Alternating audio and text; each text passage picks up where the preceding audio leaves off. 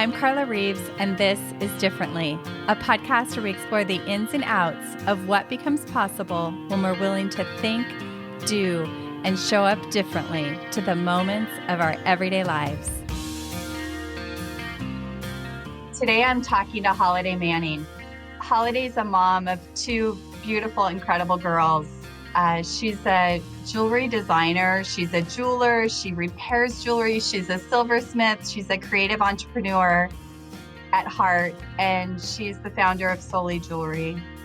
And we've been friends for 16-ish years. We met when our kids were babies, and we've been through a lot of ups, downs, and in-betweens over the years. And we share a love of our families, and we share a love of entrepreneurship and deep conversation and good coffee. And she's the friend I call when I'm freaking out because I've got to give a presentation and I haven't slept good the last 3 nights and I've got bags under my eyes, and she tells me to put on some big sparkly dangly earrings that it'll distract everybody. Everybody needs a Holiday. Holiday, welcome to Differently. Oh man, my eyes are crying already. Hi, thank you. So excited you're here. Excited to dive into conversation with you. And Paul, I don't know if you know it, but you're someone in my life who always brings that good dose of humor to the most unexpected moments. And just like I described, I might feel desperate in a moment, and you have this ability to lob something funny into the conversation that just cracks everything open, like lightens the entire mood, reminds me to not take myself and life so seriously, and that I'm going to get through it. And not only am I going to get through it, but I'm going to get through it laughing and a little bit lighter. So I'm so excited to share you with the listeners. And I want to know, how does humor play a role in your life? And when did this start? Honestly, I don't know. I'm a weird combo. I take things very seriously. I'm very serious about a lot of aspects of my life, but I'm also one of those people where, life can be like super heavy. And so having fun is a way to get through super heavy stuff and like enjoy it, or like put like some joy into it. And so I don't know if that's like a usual way of handling things, but that's what's good for me. It's like, at work, in life, like in relationships, like, like sometimes you have, super serious stuff going on, but if you can like, look at things from a higher perspective, find something funny in it, like it kind of jiggles up the seriousness and the heaviness, and sometimes makes a little room for a new perspective. And I don't know if everybody deals with things like that. Not that I think heavy stuff should be laughed at or made to be not serious. Like I understand that there's layers to things, but sometimes the most inappropriate thing that you can say makes everyone uncomfortable enough to like laugh about it. And if you can laugh and I can laugh and we can laugh at the heaviness of the situation, it can bring a new perspective. So I don't know if that answered your question, but that's kind of what I was thinking. Yeah, I love that. It was actually, in thinking about our conversation, I was looking up some things that humor and laughter from a science perspective, like it literally creates stress release. It releases endorphins that allow us to relax. It is a natural pain reliever. It increases brain activity and actually boosts our immune system. And I think it does. I know you bring that to your workplace, and people just lighten up around you in the midst of really stressful stuff. And I love that you said, it's not about, I don't ever feel like you diminish what's actually happening or Like you always bring a respect for the feelings or the emotions of what is happening. It's never to diminish that, but when you lighten it, there's a greater ability to talk about it and release it and move through it. So is that something that has been a tool in your life? And I'm curious, as a mom, do you and the girls, like, is that a part of motherhood for you and your relationship with your girls? Oh, yes, man. Like, are you kidding me? Like, I'm a sassy girl myself. So I raised two sassy girls. And by sassy, I mean, spirited and sarcastic and funny and deep. And those are my kids. And that's who I am too. So, yeah, I try to create a situation with my kids that, they can come to me with anything. And recently, actually, my daughter said, Mom, I need to tell you something super important, but I need you to be my friend right now, not my mother. And, you know, as a parent, of course you want to be your kids' friends, but I'm their mother first and they know that. So that's why she felt like she had to tell me that. Of course, the mother aspect of things sneaked in there, but I try to be gentle with them and I try to be funny and, let them know that well, and you and all my people, it's like it's just sometimes it's like you need wisdom, you need a friend, you need a soft place to land, and then also after you have that, sometimes you need a little fun because like when we're in a place where we need a soft place to land, sometimes that feels like heavy and burdensome and like kind of slumpy or whatever, and so a little giggle here and there in the slump is good. And actually, while you were describing all those, the definition of the science behind laughter and that kind of thing, I was thinking about, so Carla and I have an inside joke and I'm gonna share right now, Carla. I know this is your thing, but I'm gonna just tell them about you. So her and I really do have deep conversations. We kind of go to the depths of stuff, literally, I don't have any secrets from her and I don't feel like she has any secrets from me. And sometimes we have these deep conversations and how it goes off the rails. And what she means by laughing is sometimes I'm just going to give an example. So I have no idea what you're going to say. I know the clog. I'm telling them about the clog. So so sometimes, well, through this pandemic specifically, I have felt definite resistance in my life, right? And what I mean by resistance is you try to you're trying so hard to do something and it's not working and no matter how hard I try, no matter how hard I push, it's not working. We sort of had this funny conversation. I don't even remember what we were talking about at the time, but it's you have a clog in your intestines, and you're trying to release. And, it went to bathroom humor and got really funny, but now it's how do you release the clog? How do you, get more fiber in your diet and release those emotional things that are binding you up? And so it's kind of silly, but it's a funny way of expressing how you feel, which everyone can relate to. Totally. And how often do we feel like we have a clog in our life? Like things just won't move and making peace with the clog,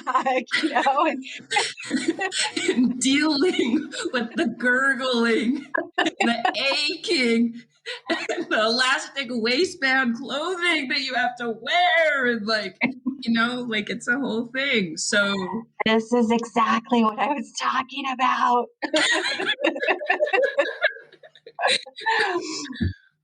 Yes, I love that. I love that. See, it just lightens the whole thing. A clog can feel so dark and gloomy.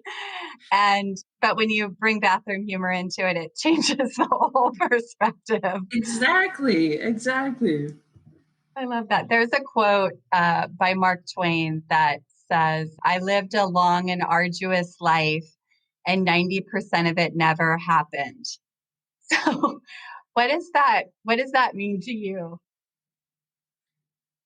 To me, when you were saying that, it means that a lot of that is our thoughts. It's our perception of what's going on and our resistance to it. And,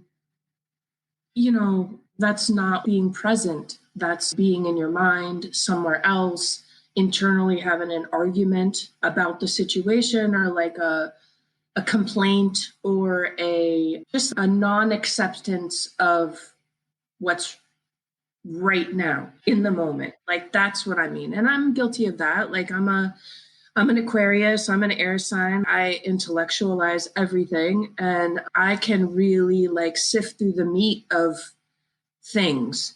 But I can also know when I am experiencing the clog mentally, because I know I can recognize in myself when I'm resisting. Does that make sense? Like, I know you and I have had talks where you're like, it sounds like you're not, like accepting and moving through this. You're like kind of stuck. And I'm like, it's true.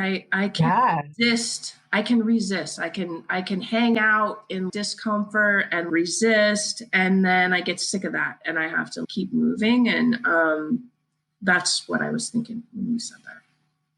Yeah, it's so true. It's like it's a lot of the struggle in life is fabricated in our heads, right? And we add a lot of extra heavy that doesn't necessarily need to be there. We create these clogs that maybe aren't even real, right? So what in your life has been your sort of go-to tools for dealing with that when you're caught in that overthinking or intellectualizing something to no end? What's been a tool for you? Honestly, getting out in nature. I am a sensory person. Like, I am a touch and feel and smell and hear person. So for me, like gardening or hiking or even taking my dogs for a walk or just sitting out on my patio furniture with my cup of coffee and like in the sunshine, like listening for the birds and, you know, smelling my flowers. I'm a flower person, I'm into gardening. And so all of those things take me to like a deep experience that sometimes refills my tank, or at least gives me a break from what I'm thinking so hard about, so that I'm not thinking, I'm experiencing. And then sometimes, even if it's a 2 minute break or a 20-minute break, that is enough of a rest for my soul that then I can either tell myself, nah, we're going to put this down for now. Like, we're going to focus on something else. Like, sometimes focus doesn't mean mental focus, it means physical focus. So, if I'm out walking my dogs, I don't take my phone and I don't take my music when I go walking my dogs, because I'm listening for the cars driving by, or I am smelling the air, or I'm feeling the sun on my skin, or I am, like feeling how hard the leash is pulling and I'm paying attention to that, or I'm looking, like it's intentional focus, I guess, and a break from mental intentional focus. I don't know if that. I love that. I love that. Yeah. I mean, what I hear you saying is you know how to move out of your head into your body, and that gets you in the present moment where you can actually focus on what's right here and now. And most of the time, I know for myself, when I do that, it's like there's nothing wrong. There's nothing wrong right here. Everything's good. The birds are chirping, the sun is shining. In my head, it might feel like there's a zillion problems, but when you get in your body and you just get in the moment, there's usually nothing wrong right here and now. Mm-hmm. I love that. And if there was something wrong, like wrong, physically wrong, or, like in your situation, because you're there all the way, you would figure out a way to deal with it, and probably well. because you're focused on it. Like all of us have had situations in our lives where weird stuff happens, man. Like weird stuff happens in the moment that you didn't plan for, but you were able to deal with it to the best of your ability because you were solely focused on that. Like giant boulders hitting your windshield. Ah, exactly. And by boulder, she means large fist-sized rock hit my windshield while I was driving with my daughter, who was in the passenger seat, spraying her with glass. The rock didn't come through my windshield, but it broke my windshield enough to spray my kid with glass in the passenger seat. It was like the craziest situation, and I didn't even see where the rock came from. It was insane. So, I mean, my daughter's okay, and like I'm okay, but I had to pull over and have a few breaths and make sure she's okay and pick the glass up out of my car. And it was just super strange. So crazy. So tell us, you were telling me in our own conversation about some stuff you have going on with work and juggling lots of things and your goals and sort of shifting your perspective around that. I'd love for you to talk a little bit about that. You know, I have always been a goal-oriented person. Like, you know, I'm a firm believer in, you know, figure out what you want and go after it, right? I have done that a lot in my life, and I have had a lot of wins and I've had a lot of failures. And, you know, I like to set a goal and take the steps and like, you know, manifest it. I'm a firm believer in, you know, like you choose, right? Like you choose to move forward and keep moving forward, whether it's small steps or medium steps or big steps. But was telling Carla that I do have a lot going on in my life right now. And I find that right now, like because things are so ever evolving in the world and in my life in general, that I am struggling a little bit, like figuring out what my next goal is, to be honest. Not because I don't have ideas and dreams and that kind of thing. It's more about I have been learning the lesson over and over again in, you know, dating. I'm single, dating or family relationships or work situations or career goals that, you know, sometimes being one of those people that sets a goal, takes the steps, and like barrels towards, this doesn't always work out. And, you know, like I'm familiar with that, but I'm practicing how to translate that way of being that comes natural for me into setting goals and intentions, and then also like allowing the situation to unfold in front of me rather than me running towards something and like, you know, dealing with the consequences of that, just putting it out into the universe or, you know, in my journal or like in my day planner and seeing what comes and doing things with ease. So it's that whole two sides of the coin thing. It's like being a motivated person that's like going after what they want and, you know, getting cool stuff done, but also being okay with it's not black and white, like what's in front of you. It's the different shades of gray. Sometimes not so gray. Sometimes it's, you know, more black. Sometimes it's more white, but also feeling okay that I don't know where I'm going. Shoot, I thought I had everything figured out at 44. Like I keep thinking that. Like I think that's the kid in me that like feels like I know everything, or like not everything, but I know some stuff.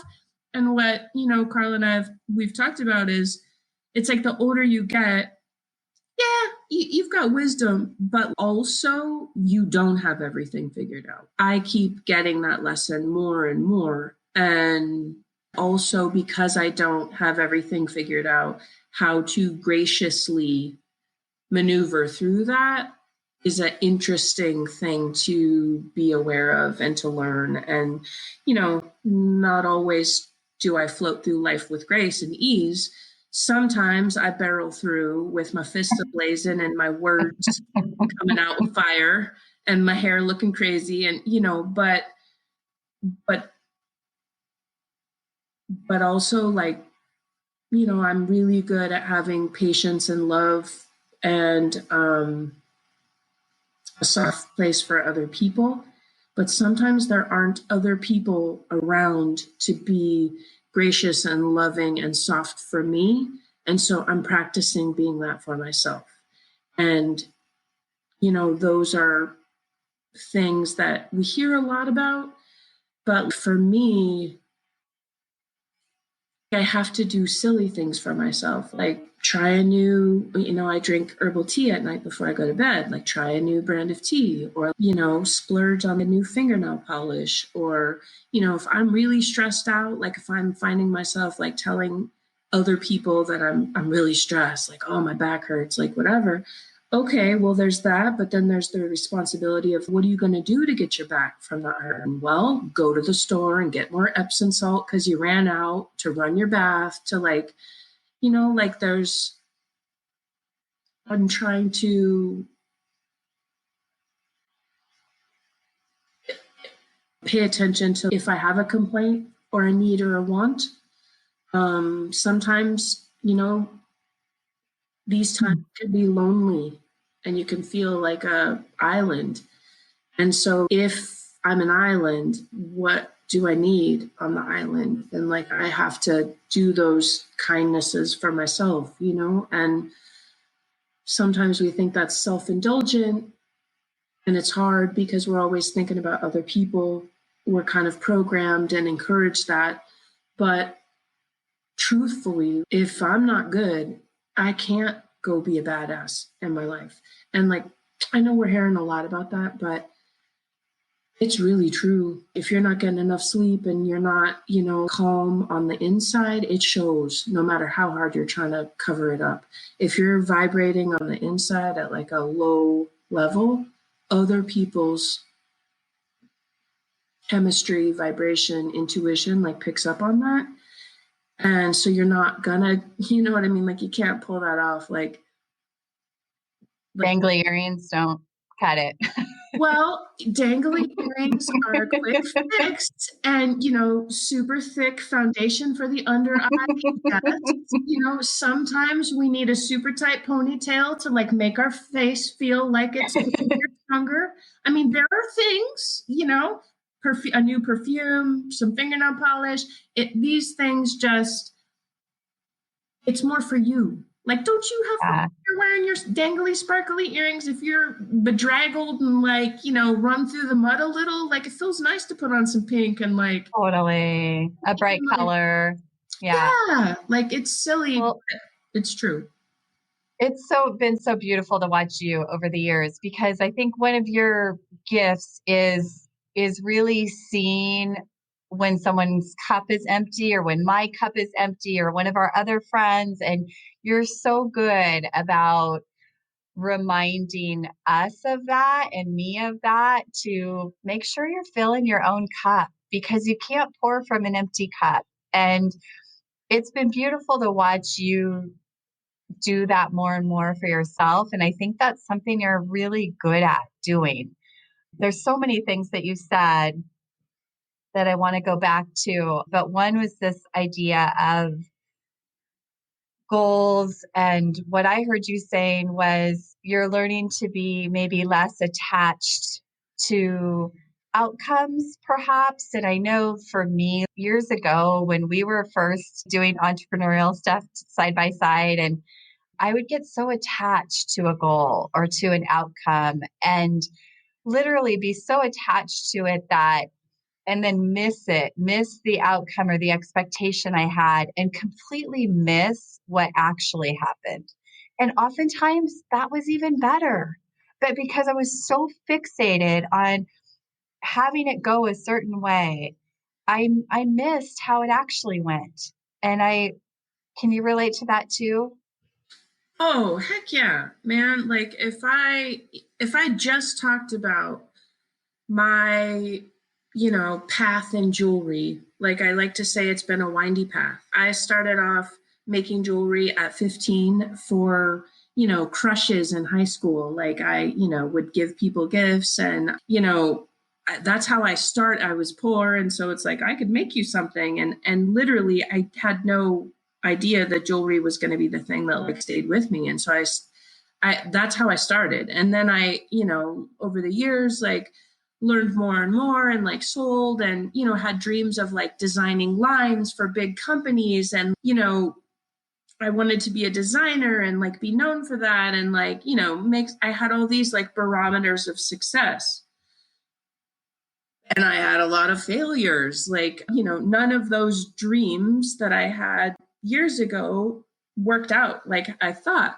But I was having successes because I built all of these different avenues of jewelry, whether it was selling, whether it was designing, whether it was, learning how to photograph jewelry for a website, whether it was maintaining a website, whether it was, figuring out how to charge right for things, like all these things, right? Like I've had to learn over the years, like a lot of different skills around jewelry. And so those things have like grown me as a person, also afforded me a lifestyle where I could work around my kids, and growing them up and to be wonderful human beings. And I guess it's a long way of saying that I have felt like a failure a lot in jewelry, but also the reason why jewelry has always stayed with me is, like everyone else, I have an ego and I want to be the best at things. And I take pride in my work in jewelry. But, also it keeps me humble because you can never know everything about jewelry. Like in making jewelry and repairing jewelry, like 4 years ago, I, like I was an artist for a lot of years and did my own thing. And, like, was I the best artist? No, but like I was having fun and I had clients and like I was super happy with what I was doing. And then 4 years ago, like kind of like things changed and I wanted a new challenge in jewelry and I started all the way over. Um, I think I was 40 actually, or maybe a little younger than that. And I became an apprentice jeweler and I had to start at the bottom. And pretty much like I went in there thinking like, oh, I know a lot about like making jewelry. Well, when I started as an apprentice, like they let me know, like, you don't know anything. Like, we need you to start at the bottom. And like, we don't care about your previous experience. Like, it's basically not valued here because it's not how we do things. And that was like a trip and a half to like kind of like, you don't understand. Like I've been making jewelry since I was 15. Like that's 25 years of experience. And they were like, we don't care. So pretty much like if you want to stay here and you want to learn what we do in, goldsmithing and like being a jeweler, which is not designing, that is repairing and setting diamonds and like that kind of thing, then you got to drop that. And like basically you're low man on the totem pole. So I was one of the oldest people in the shop, but I was not the coolest or the most knowledgeable. And I had to start there. And now, things are different, but I'm still low man on the totem pole as a jeweler. I'm a baby jeweler is what I like to call it because, like I know nothing compared to people who have been doing this for 40 years. Do I try to put myself around people who know way more than me? Yes. Does it hurt my feelings when they basically tell me I suck? Yes.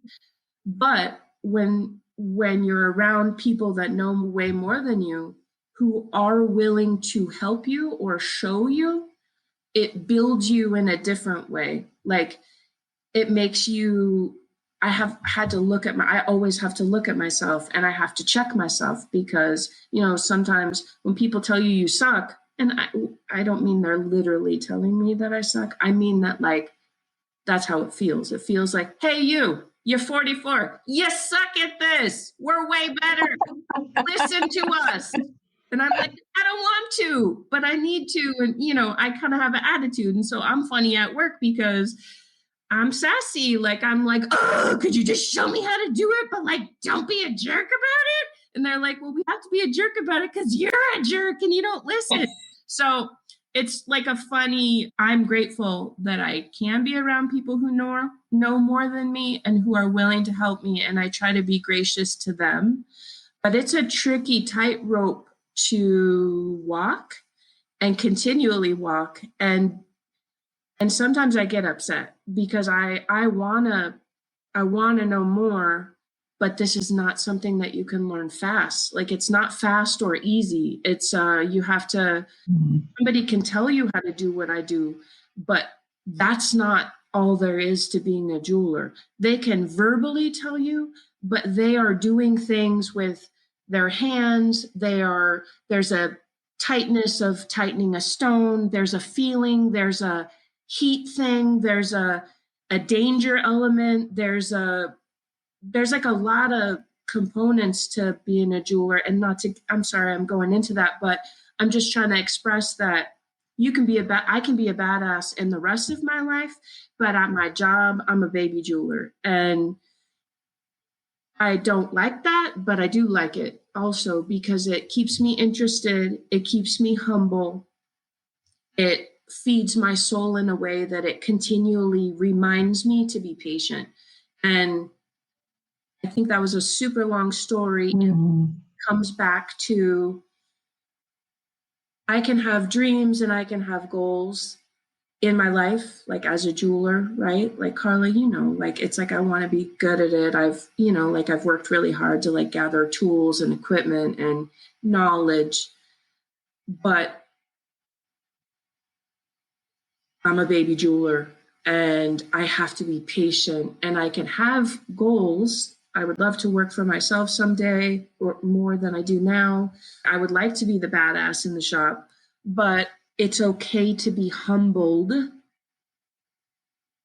And I recognize that I fight against being humbled because I want to also be recognized for being knowledgeable.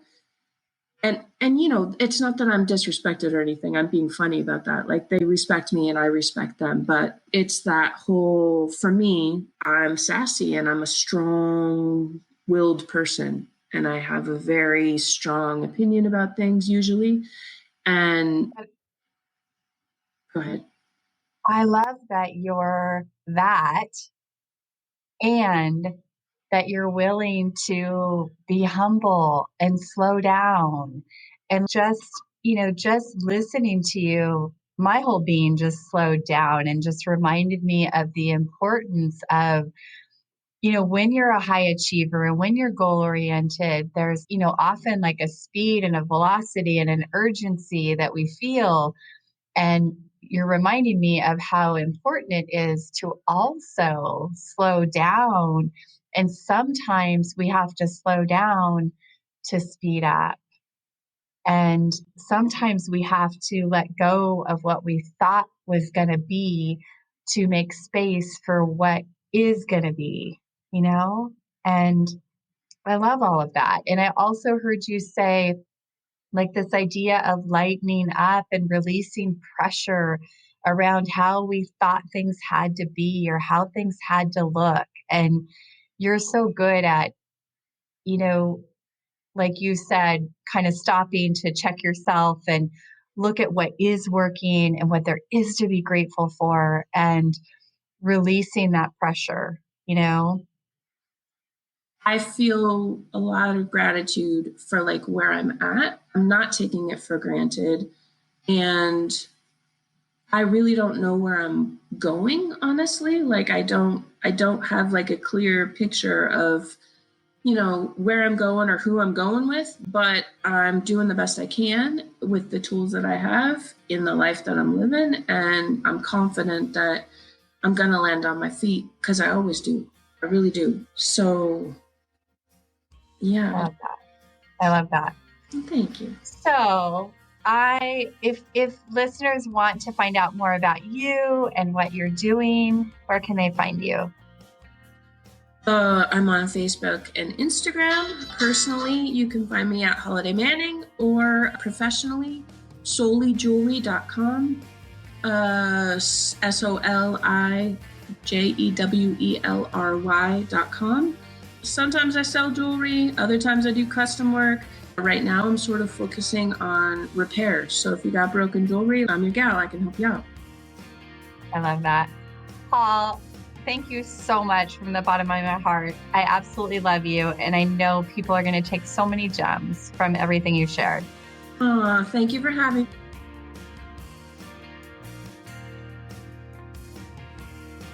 Absolutely.